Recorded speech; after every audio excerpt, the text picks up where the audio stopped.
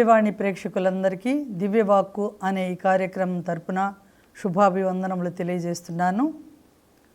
ఈరోజు మనం యేసు ప్రభువు సిలువలో నుండి పలికిన 7వ మాటను గురించి ధ్యానించుకుందాం. లూకా సువార్త 23వ అధ్యాయం 46వ వచనం, నా ఆత్మను నీ చేతికి అప్పగించుచున్నాను అనే వాక్యాన్ని మనం ఈరోజు ధ్యానించుకుందాం.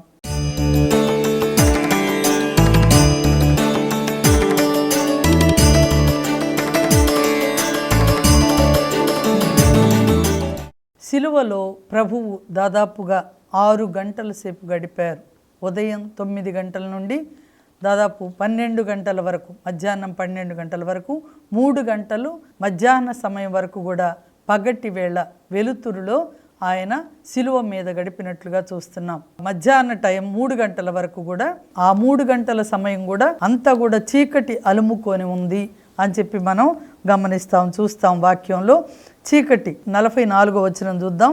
లూకా సువార్త 23వ అధ్యాయం 44. అది ఇంచుమించు మధ్యాహ్న సమయం, సూర్యుడు అదృశ్యుడాయను, 3 గంటల వరకు దేశమంతటా చీకటి క్రమ్మెను అని చెప్పబడింది. ఈ 3 గంటల టైం వరకు కూడా చీకటిలో ప్రభువు గడిపినట్లుగా మనం చూస్తున్నాం. మొదటి 3 మాటలు మనుషులతో మాట్లాడారు, తర్వాత 3 మాటలు కూడా తండ్రితో మాట్లాడినట్లుగా మనం చూస్తాం. చివరిగా నా ఆత్మను నీ చేతికి అప్పగిస్తున్నానని తండ్రితో చివరిగా తన ఆత్మను కూడా అప్పగించినట్లుగా చూస్తున్నాం. మనుషులతో మాట్లాడిన 3 మాటలు వెలుతురులో మాట్లాడారు, వెలుగులోకి నడిపించడానికి. వెలుగులోనికి ఆ బిడ్డలందరినీ కూడా, నరులందరినీ కూడా నడిపించాలని, నేను లోకానికి వెలుగును, మీరు కూడా మరి వెలుగుగా ఉండాలి, లోకానికి మీరు వెలుగుగా ఉండాలని మత్తయి సువార్త 5వ అధ్యాయం 13వ వచనంలో, అలాగే యోహాను సువార్త 8వ అధ్యాయం 12వ వచనంలో కూడా ప్రభు చెప్తున్నారు, నేను లోకానికి వెలుగు అని, మీరు కూడా వెలుగుగా ఉండాలి అని చెప్పారు. అందుకే వెలుగులో ఉన్నప్పుడు మనుషులతో 3 మాటలు మాట్లాడినట్లుగా చూస్తున్నాం.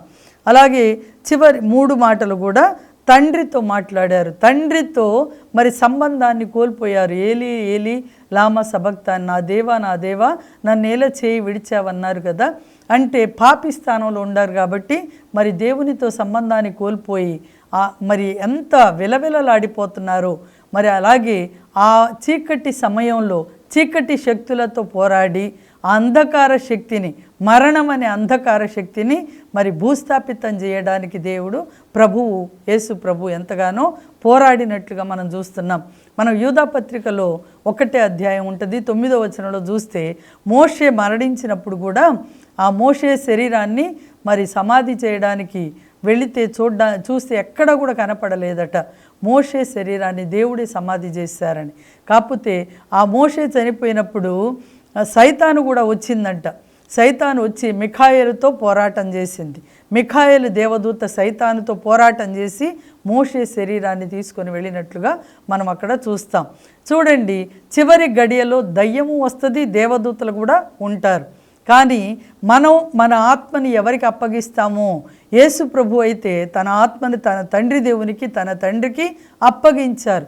పదిలంగా ఉంటుంది, శాశ్వతంగా అక్కడే ఉండాలి. కాబట్టి దేవుని కుడి పార్శ్వాన ఆయన కూర్చొని మన తరపున విజ్ఞాపన చేయడానికి ఒక ప్రధాన యాజకుడుగా మన తరపున అక్కడ మరి ఆ తండ్రి దేవుని కుడి పార్శ్వమున కూర్చొని ఉన్నట్లుగా మనం విశ్వాస సంగ్రహంలో కూడా చెప్పుకుంటాం. అలాగే ఈరోజు మరి మనం మరణ గడియలో మన ఆత్మని దేవునికి అప్పగించాలి అంటే మన జీవితకాలం అంతా కూడా దేవుని పక్షాన, దేవునితో సత్సంబంధాలు కలిగి ఉన్నప్పుడే మనం కూడా మన ఆత్మని చివరిగా దేవునికి అప్పగిస్తాం. లేదంటే సైతాను సిద్ధంగా ఉండి మరి మోషే శరీరం కోసమే సైతాను అంతగా మరి పోరాటం చేస్తూ ఉంటే మనము మరి నా జీవితాలు ఎలా ఉన్నాయో పరిశీలించుకోవాలి. దేవుని ఆజ్ఞలకు అనుగుణంగా దేవునికి సన్నిహితంగా మనం లేకపోతే సైతాన్ రెడీగా ఉండి మనల్ని తన రాజ్యంలోకి తీసుకొని పోతుంది. 2 నిత్యమే, ఎటర్నల్, నిత్య నరకాగ్నిలోక లేదా నిత్య జీవంలోక వెళ్ళేది మనమే పరిశీలించుకోవాలి. మరణమా జీవమా ఇక్కడే మనం ఎన్నిక చేసుకోవాల్సిన పరిస్థితి అని చెప్పి మనం గ్రహించాలి. కాబట్టి ఈ 3 మాటలు మనతో మాట్లాడారు. మరి వీళ్ళు ఏం చేస్తున్నారో వీళ్ళకి తెలియదు అని అంటున్నారు. మనం కూడా అలా క్షమించాలి అని. అలాగే మరి ఆ కింద తల్లిని మనకు అప్పగించారు. ఆ తల్లిని ఆ క్షణమే యోహాను గారు తీసుకొని వెళ్ళినట్లుగా మనం కూడా మన గృహాలకి తీసుకెళ్ళాలని. తర్వాత చుట్టూ ఉన్న మనుషులకి తాను దప్పికొని ఉన్నానని చెప్తున్నారు, దాహంతో ఉన్నానని. అలాగే తండ్రితో వీళ్ళు ఏం చేస్తున్నారో వీళ్ళకి తెలియదు అని చెప్పారు. అలాగే మరి విలాపంగా ఏలి ఏలి లామా సబక్తాని అని తండ్రితో మాట్లాడినట్లుగా చూస్తాం. సమర్పణ, సంతృప్తితో నా ఆత్మను నీ చేతికి అప్పగిస్తున్నాను అని చెప్పి ఈ మూడో మాట కూడా చెప్పి సమాప్తమైనదని కూడా చెప్పినట్లుగా మనం ఒక డిక్లరేషన్ ఆయన ఇచ్చినట్లుగా మనం గమనిస్తాం. మనం యోహాను సువార్త 17వ అధ్యాయం 4వ వచనంలో కనుక గమనిస్తే అక్కడ 17వ అధ్యాయం యోహాను సువార్త 10వ అధ్యాయం 17వ వచనం 10వ అధ్యాయంలో 17వ వచనంలో ప్రభు చెప్తున్నారు ఇక్కడ, నా తండ్రి నన్ను ప్రేమించును, ఏలైనా నా ప్రాణమును మరలా పొందుటకై దానిని ధారపోస్తాను. ఎవడును నా ప్రాణమును తీసుకొనడు, నా అంతట నేనే ధారపోయడానికి దానిని మరలా తీసుకోవడానికి నాకు అధికారం ఉన్నది అని చెప్తున్నారు. మరి తండ్రి దేవునికి తన ఆత్మను తన ప్రాణాన్ని అప్పగించడానికి తనకు అధికారం ఉన్నది అని. మనకి కూడా చివరి గడియల్లో మనకు కూడా అలాంటి అధికారం దేవుడిస్తారు. మన ఆత్మని ఎవరికి అప్పగించాలో అందుకే మన జాగ్రత్తగా ఉండాలి. మన జీవిత కాలంలో మనం కూడా దేవునికి ఇష్టలైన విధంగా జీవించడానికి ప్రయత్నం చేయాలి. 17వ అధ్యాయం యోహాను సువార్త 17వ అధ్యాయం 4వ వచనంలో మనం చూస్తే అక్కడ, నీవు నాకు అప్పగించిన పనిని పూర్తి చేసి నిన్ను ఈ లోకమున మహిమపరచితిని అంటున్నారు. పూర్తి చేసి దేవుణ్ణి మహిమపరిచారు.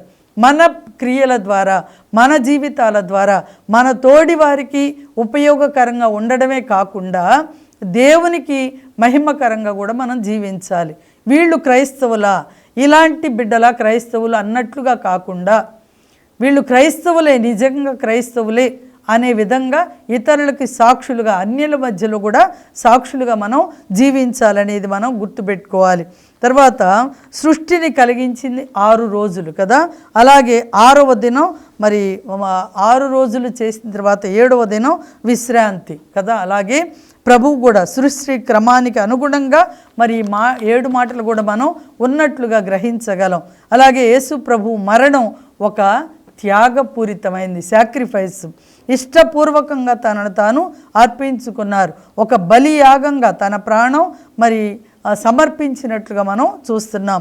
మరి ఆ ఆత్మను దేవునికి అప్పగించాలి. అందుకే మామూలుగా చెప్తుంటారు, నీకు ఎక్కువ డబ్బు ఉంటే బ్యాంకులో దాచుకుంటారు కదా.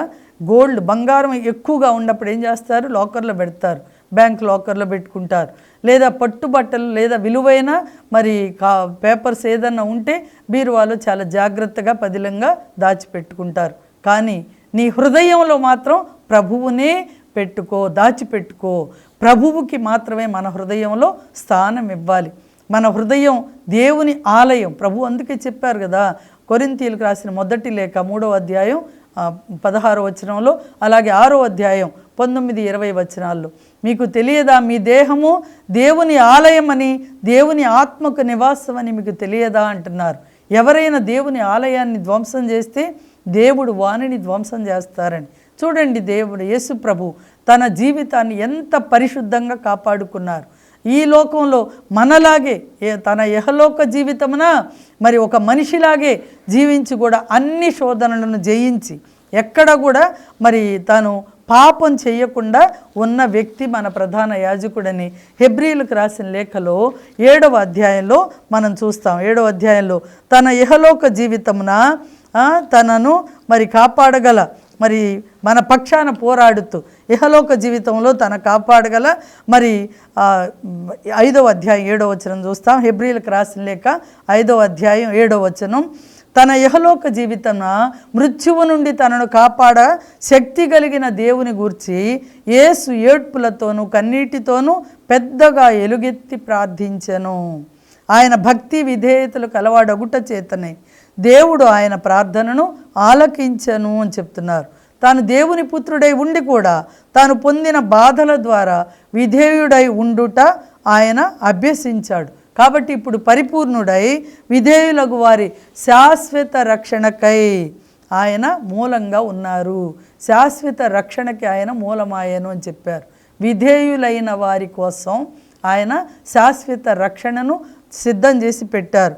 అందుకని ప్రభువు మరి ఆ కన్నీటితో ఏడ్పులతో మరి ఎలుగెత్తి ప్రార్థన చేశారు. అయినా కూడా భక్తి విధేయతలు కలవాడగుట చేత దేవుడు మరి ఆయన ప్రార్థనను ఆలకించి ఆయనని మరి ఆ బాధలన్నీ కూడా సహించే విధంగా మన పాపాల నిమిత్తం ఆ శ్రమలన్నీ కూడా అనుభవించేలాగా మరి దేవుడు ఆయనని కృప చూపినట్లుగా మనం చూస్తాం. శ్రమ అనుభవించడానికే మరి తండ్రి దేవుడు ఆయనని పంపారు కనుక శ్రమలన్నీ కూడా మన పాపాలను తలంచుకొని మనం నరకాగ్నిలో మగ్గకూడదని ఆ ఉద్దేశంతో ఆయన సమర్పించుకున్నట్లుగా మనం చూస్తాం. అలాగే మార్కు సువార్త 15వ అధ్యాయం 37వ వచనం, అలాగే మత్తయి సువార్త 27వ అధ్యాయం 50వ వచనంలో కూడా యేసు తిరిగి బిగ్గరగా కేక వేసి ప్రాణము విడిచెను అని చెప్పారు. బిగ్గరగా కేక, తండ్రి నా ఆత్మని నీ చేతికి అప్పగిస్తున్నాను, బిగ్గరగా కేక వేసి ప్రాణము విడిచారు. ఈ సందర్భాన్ని గురించి యోహాను గారైతే తన సువార్తలో రాయలేదు, కానీ మిగిలిన ముగ్గురు కూడా మత్తయి గారు కానీ మార్కు గారు లూకా గారు కూడా ఈ సందర్భాన్ని రాశారు. మరి బిగ్గరగా కేక వేసి ప్రాణము విడిచెను అని చెప్పి యేసుక్రీస్తు తన ఆత్మను తనే తండ్రి దేవునికి అప్పగించారు. మొదటి ప్రార్థనలో తండ్రిని క్షమించమన్నారు, చివరి ప్రార్థనలో ఆత్మను అప్పగిస్తున్నాను అని చెప్పారు. మొదటి ప్రార్థన మనది కూడా ఇతరులను క్షమించే విధంగా ఉండాలి. ఇతరులను ఎప్పుడైతే మనం క్షమిస్తామో, ఇతరులను మనం ఎప్పుడైతే ప్రేమిస్తామో, చివరిగా మన ఆత్మని కాపాడుకోగలిగి చివరిగా మనం కూడా దేవునికి సమర్పించగలుగుతాం. మన ఆత్మను దేవునికి ఏ మరి ఇబ్బంది లేకుండా, ఏ ఆటంకం లేకుండా దేవునికి సంపూర్ణ సమర్పణగా చివరిగా సమర్పించుకోగలుగుతాం.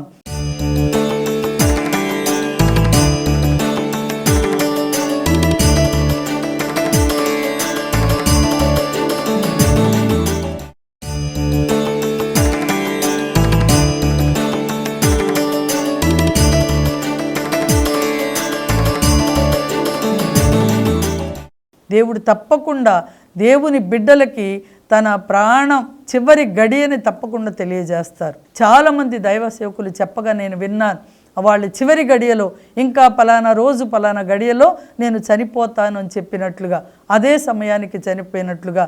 మనం జోసఫ్ తంబి గారు, మన ఔటుపల్లి జోసఫ్ తంబి గారు కూడా పలానా రోజు పలానా టైంకి నేను చనిపోతానని తన మరి మరణ పెట్టెను కూడా ముందుగానే తయారు చేసుకొని, శవపేటికను తయారు చేసుకొని రోజు కొంత ఆయన ప్రిపరేషన్గా కొంతసేపు దానిలో పడుకొని లేచేవాళ్ళు అని చెప్తుంటారు. అలాగే ఎప్పుడు చనిపోతానో కూడా క్లియర్గా ఆయన చెప్పారు. చాలామంది దైవ సేవకులు ఆ విధంగా తెలియజేస్తున్నారు. తమ మరణాన్ని గురించి దేవుడు ముందుగానే తెలియజేస్తారని. కాబట్టి తెలియజేసేటప్పటికే మనం సిద్ధపడి ఉంటే తప్పకుండా తెలియజేస్తారు. అంతేకాకుండా మన ఆత్మను కూడా మనం దేవునికి సమర్పణ చేసుకోవాలి అనేది మనం గుర్తుంచుకోవాలి. అందుకే ఇక్కడ మనం చూస్తే ఒక పిక్చర్, ప్యాషన్ ఆఫ్ క్రైస్ట్ అని ఒక పిక్చర్ తీశారు కదా, దానిలో ఆ ప్యాషన్ ఆఫ్ క్రైస్ట్ తీసిన వ్యక్తి జేమ్స్ క్యావిజల్ అని ప్యాషన్ ఆఫ్ క్రైస్ట్ అనే మూవీ తీశాడు. అయితే మెల్ జిబ్సన్ ఒక డైరెక్టర్గా ఉండి మరి దీనిలో యాక్ట్ చేయటానికి ఒక వ్యక్తిని అడిగాడట. అడిగినప్పుడు అమెరికాలో ఆ వ్యక్తిని అడిగినప్పుడు ఆయన అన్నాడు, ఆయన ఒప్పుకున్నాడు. అతని వ్యక్తిని చూసినప్పుడు దేవుని శ్రమలను గురించి ప్రపంచానికి చాటి చెప్పాలని నిర్ణయించుకొని జీజస్గా జిమ్ క్యావిజల్ అని చెప్పి అతన్ని ఏర్పాటు చేశాడు. అడిగినప్పుడు అయితే అతను రక్షణ పొందినవాడు కాదు కాబట్టి అతను మరి యేసు ప్రభుని గురించి అతనికి పూర్తిగా ఏమీ తెలియదు, అయితే అవగాహన లేదు. కాకపోతే డబ్బిస్తాను, యాక్ట్ చేస్తామంటే చేస్తానన్నాడు. అది విన్న తర్వాత కొంతమంది ఆయన ఫ్రెండ్స్ అన్నారంట, ఈ జేమ్స్ క్యావిజల్ వాళ్ళ ఫ్రెండ్స్ చెప్పారు ఆయన హీరోగా యేసు ప్రభువుగా యాక్ట్ చేయబోతున్నాడు. అయితే మిగతా వాళ్ళు చెప్పారంట, నువ్వు గనక జీసస్గా యాక్ట్ చేస్తే మిగతా ఏ సినిమాలు మీకు ఇవ్వరు, ఇంకా ఆ సినిమాలు అదే లాస్ట్ అవుతుంది నీకు అని. అయినా కూడా సరే పర్వాలేదు ఏమవుతుంది చేస్తానని చెప్పి ఆయన ఒప్పుకొని చేయడానికి ఇష్టపడ్డాడు. అయితే ఇతను ఆ జేమ్స్ క్యావిజల్ని చక్కగా ఆ స్టోరీ అంతా కూడా చెప్పి నువ్వు ప్రభువులాగా యాక్ట్ చేయాలి అంటే నీ ఫేస్ బాగా సెట్ అవుతుంది జీసస్కి అని అంటే సరే అని చెప్పి ఒప్పుకున్నాడు. అయితే ఒప్పుకున్న తర్వాత ఈ కొరడా దెబ్బలు సిలువ మార్గం ఆ సీన్ వచ్చినప్పుడు అక్కడ ఒక్కొక్క రోమన్ కొరడాకంట 4 షార్క్స్ లాగా ఉంటాయట. ప్రతి షార్క్కి ఒక 4 గ్యాలప్ ముడుల్లాగా ఉండి ఆ చివరన ఒక కొక్కెంలాగా సూదుల్లాగా ఉంటాయట. ఒక్కొక్క ముడికి కూడా సూదిలాగా ఆ కొక్కెంలాగా ఉంటుందట. ఒక్క దెబ్బ ఒక్కసారి ఒక వ్యక్తి వీపు మీద పడితే సుమారు 16 ప్లేసుల్లో చీలిపోతుందట. అలాంటి మరి అంత క్రూరమైన కొరడా దెబ్బలు మరి యేసు ప్రభువుకి అనుభవించారన్నమాట. యేసు ప్రభుని కొట్టారు. మరి ఆ సీను ఆయన చక్కగా చెయ్యాలని చెప్పి ఉద్దేశంతో అంత భయంకరమైన ఆ కొరడాలు పట్టుకొని వాళ్ళందరూ నిలబడి ఉన్నారు, భటులు నిలబడి ఉన్నారు యాక్ట్ చేయటానికే. కానీ అయితే ఇది రియల్గా చూపించాలి, రియల్ సీన్ లాగా ఉండాలి అనే ఉద్దేశంతో ఆయన చక్కగా తీయాలనే ఉద్దేశంతో ఉండి ఆ జేమ్స్ క్యావిజల్ని మరి కొట్టడానికి వాళ్ళందరూ సిద్ధంగా ఉన్నప్పుడు ఈ డైరెక్టరు సిద్ధపరిచాడు. నీకు ఇప్పుడు దెబ్బలు కొడతా ఉంటారు, నిజంగా ఆ దెబ్బలు తినేటప్పుడు నువ్వు ఈ వేదన అనుభవించినట్లుగా యాక్ట్ చేయాలని. అయితే 2 దెబ్బలు కొట్టినప్పుడు బాగానే ఉంది. అయితే ఈ మెల్ జిబ్సన్ డైరెక్టరు అది చూసి చాలా చక్కగా చేస్తున్నాడు, చాలా చక్కగా యాక్ట్ చేస్తున్నారని చెప్పి ఆనందపడతా ఉన్నారు. 3వ దెబ్బ కొట్టినప్పుడట గట్టిగా అరిచాడట ఆ హీరో. ఏంటని అర్థం కాలేదు, అది కూడా యాక్షనే అనుకున్నారు వీళ్ళు. అయితే ఆయన శరీరంలో మరి మామూలుగా ఆర్టిఫిషియల్ స్కిన్ పెట్టారు. అయితే ఈ 3వ దెబ్బ కొట్టినప్పుడు ఆ స్కిన్ ఆర్టిఫిషియల్ స్కిన్ పక్కకి వెళ్ళిపోయి అసలు బాడీ మీదే ఆ స్కిన్ మీద ఆ దెబ్బ పడిందంట. ఆ దెబ్బ పడగానే పెద్దగా అరిచాడు. ఒరిజినల్ స్కిన్ మీద తగిలింది కాబట్టి ఆ దెబ్బకి నిజంగానే రక్తం విపరీతంగా కారిపోయిందట. కారిపోయి వెంటనే ఆయన పడిపోతే అంబులెన్స్ని పిలిచి వెంటనే హాస్పిటల్కి తీసుకొని వెళ్ళారు.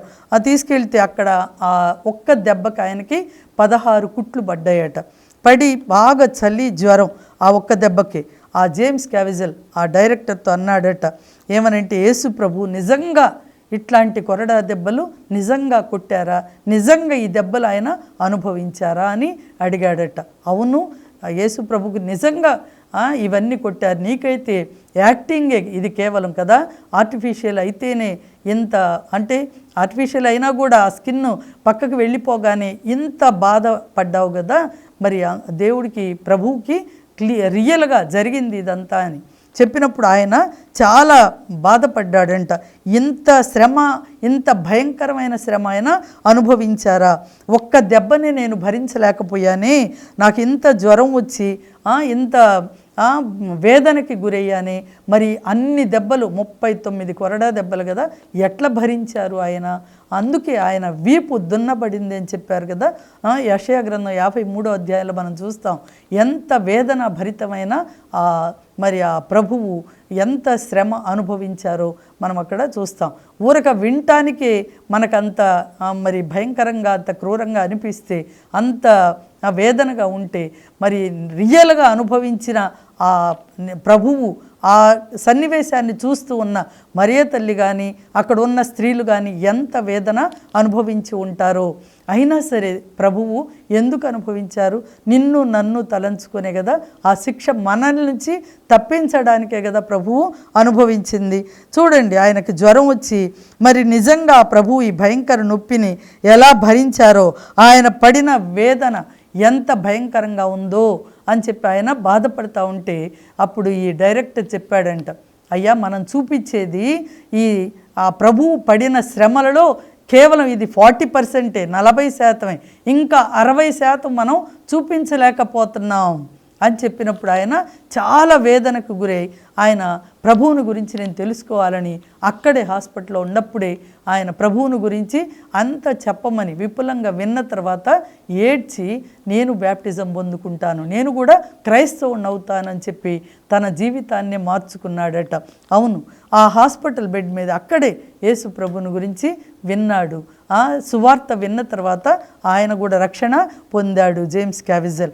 ఎలాంటి పరిస్థితి వచ్చినా కూడా అతను అన్నాడట, ఈ మూవీ నేను చివరి మూమెంట్ వరకు, చివరి సన్నివేశం వరకు కూడా నేనే చేస్తాను అని. చాలా తర్వాత సిలువ కొట్టినప్పుడు చాలా భూమి నుంచి దాదాపు 42 అడుగుల ఎత్తులో ఉందట.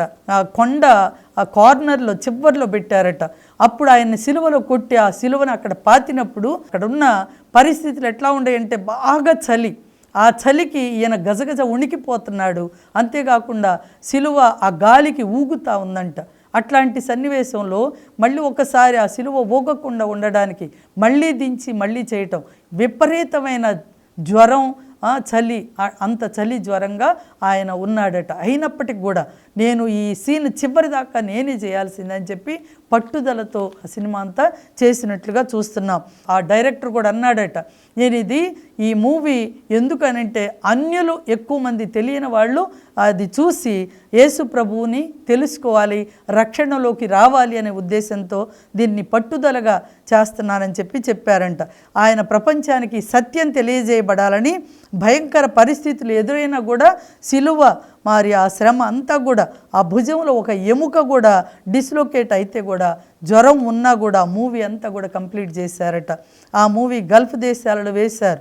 వారు క్రిస్టియానిటీకి ఎంత మరి వ్యతిరేకులు అయినప్పటికి కూడా వాళ్ళంతా కూడా ఆ సినిమా చూసిన వాళ్ళంతా కూడా, ఇజ్రాయెల్ దేశం అంటేనే వాళ్ళకి గిట్టదు కదా అన్యులు ఉండే వాళ్ళ చోట, కానీ అద్భుతమైన స్పందన ఆ దేశాలలో ప్రజలలో వచ్చి అనేక మంది యేసు ప్రభువుని రక్షకునిగా అంగీకరించారు, సత్యాన్ని తెలుసుకున్నారు.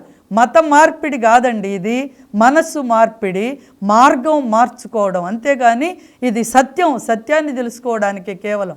ఇది ఎవరికో ఏదో వేరే వాళ్ళ మీద మరి బలవంతంగా రుద్దేది కాదు. ఎవరికి వాళ్ళే పర్సనల్ ఎక్స్పీరియన్స్ పొందుకొని వ్యక్తిగత రక్షకునిగా ప్రభువుని అంగీకరించాలి. మన పాపాలకి నిష్కృతి ఆయన సిలువ తప్ప వేరొకటి లేదు అనే సత్యాన్ని ప్రపంచం తెలుసుకోవాలనే ఉద్దేశంతోనే ఈ శ్రమ అంతా కూడా వాళ్ళు తీసుకున్నది. ఈరోజు మనం వింటున్న సువార్త ఉద్దేశం కూడా అదే. కాబట్టి ఈ రక్షణ అనుభవంలోకి మనందరం కూడా రావాలి. అంత శ్రమ అనుభవించిన మనం ఇంకా ప్రభువుని సరైన రీతిలో అంగీకరించక సరైన మార్గంలో మనం నడవకపోతే మరి ఇంకా సిలువ మరి ఫలాలు వృధాగా అయిపోతాయేమో. అందుకే ప్రభు చెప్పారు కొరింథీయులకు రాసిన మొదటి లేఖ 1వ అధ్యాయం 18వ వచనంలో, భ్రష్టులై పోవుచున్న వారికి సిలువను గూర్చిన సందేశం అర్ధరహితము, కానీ రక్షింపబడుచున్న మనకు అది దేవుని శక్తి అని చెప్తున్నారు. ఆ శక్తిని మనం పొందుకోవాలి. అప్పుడే మనం కూడా మన ఆత్మను నీ సన్నిధిలో సమర్పిస్తున్నాను అని చెప్పగలుగుతాం. దేవుడు మన కోసం చేయవలసిందంతా చేశారు. కానీ ఈరోజు నువ్వు నేను దేవుని కోసం ఏమి చేయగలం ఆలోచించాలి. ఏమన్నా కొంచెమన్నా ఇతరులకు కానీ దేవునికి కానీ నీ వల్ల లేదా నా వల్ల ప్రయోజనం ఉపయోగం ఉన్నదా లేదా? మన ఇహలోక ఈ జీవితం కేవలం తినటం, త్రాగటం, సరదాగా ఉండటం దీనికోసం అయితే ప్రపంచంలో మనకంటే దరిద్రులు లేరు అని కొరింథీయులకు రాసిన మొదటి లేఖ 15వ అధ్యాయం 19వ వచనంలో చెప్పబడింది. కాబట్టి దేవుడు చేసిన ఈ త్యాగ ఫలాలు మనమందరం కూడా అనుభవించి చివరిగా మన ఆత్మను కూడా ఆయన సన్నిధిలో సమర్పించి ఆయన నిత్య రాజ్యంలోకి మనం కూడా వెళ్ళడానికి మన ఈ ప్రయత్నం అంతా కాబట్టి ఈ 7 వాక్యాల ద్వారా కూడా మన జీవితాలు మార్పు చెంది ఆయన ఉద్దేశాన్ని ఆయన చిత్తాన్ని మనం నెరవేర్చే బిడ్డలంగా మలచుకుందాం, మన జీవితాలని మార్చుకుందాం. ప్రభు ఈ వాక్య సందేశమును మనందరి హృదయాలలో నూరంతలుగా ఫలింపజేయుదురుగాక. ఆమేన్. ప్రార్థన చేసుకుందాం. పరిశుద్ధుడా, ప్రేమామయుడు అయిన తండ్రి, కృపామయుడా, నీ పరిశుద్ధ పాదాలకు వేలాది వందనాలు, స్తుతి స్తోత్రాలు చెల్లించుకుంటున్నాను ప్రభువా. నాయనా, మా జీవితాలలో కూడా ప్రభువా మీకు ఇవ్వవలసిన ప్రాధాన్యత ఇవ్వకుండా తండ్రి అనేక సార్లు ఈ లోక వ్యామోహాలలో పడిపోతున్నాం ప్రభువా. కరుణించి కృప చూపి తండ్రి నాయన మీరు సిలువలో పలికిన ఈ 7 మాటల ద్వారా ప్రభువా మా హృదయాలను కూడా కదిలించి ప్రభువా నాయన మాలో మీ అగ్నిని రగిలింపజేసి తండ్రి అనేకులకు వెలుగుగా జీవించడానికి, అనేక నశించిపోయే ఆత్మలను వెలిగించడానికి ప్రభువా మమ్మల్ని సిద్ధపరచమని ప్రార్థిస్తున్నాను తండ్రి. నాయన మీరు పలికిన ఒక్కొక్క మాట ఒక్కొక్క రోజు మేము ధ్యానించుకొని నాయన 7 రోజుల పాటు 7 వాక్యాలని మా జీవితాల్లో ప్రతిదినము కూడా నాయన ధ్యానించుకొని తండ్రి, వాక్యానికి మమ్మల్ని మేము లోపరుచుకొని మీ చిత్తాన్ని తెలుసుకొని తండ్రి, చివరిగా మరి మా ఆత్మను కూడా మీ చేతుల్లో సమర్పించుకోవడానికి మమ్మల్ని సిద్ధపరచమని, మీ కృపను మాపై కృమ్మరించమని ఈ ప్రార్థనంతటిని మా నాథుడు మా రక్షకుడైన యేసు నామములో వేడుకొని పొందుకుంటున్నాము తండ్రి. ఆమేన్, ఆమేన్, ఆమేన్.